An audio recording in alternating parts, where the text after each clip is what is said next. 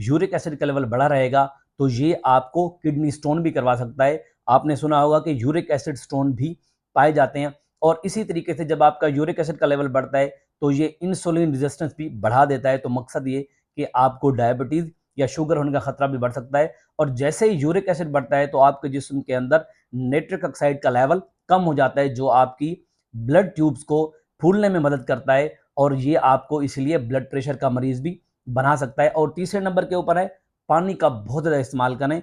अगर आप पानी इस्तेमाल करेंगे तो आपके गुर्दे बहुत ज़्यादा खुश रहेंगे और इसी तरीके से वो यूरिक एसिड को जिस्म से बाहर निकालते रहेंगे।